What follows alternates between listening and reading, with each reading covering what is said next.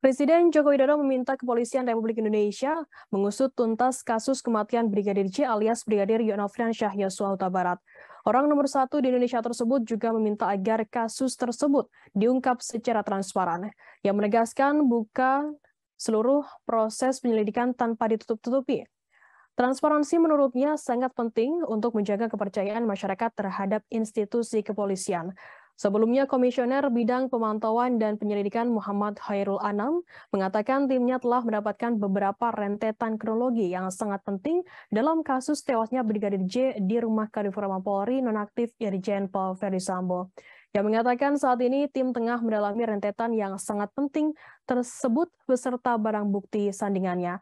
Hal itu disampaikan di kanal YouTube Humas Komnas HAM RI pada Rabu 20 Juli malam.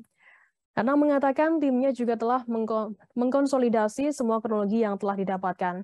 Proses tersebut, kata Anam, penting bagi tim dalam permintaan keterangan dengan kepolisian pekan depan. Anam mengatakan saat ini tim terus-menerus melakukan diskusi secara mendalam di internal berbagai informasi yang sudah masuk. Yang menjelaskan dalam proses tersebut, setiap informasi yang didapatkan tim akan langsung dicek datanya, rentetan logika peristiwanya, juga rentetan konstruksi peristiwa. Proses tersebut dilakukan agar tim memiliki satu kronologi yang sesuai dengan berbagai pembuktian. Terima kasih sudah nonton. Jangan lupa like, subscribe, dan share ya.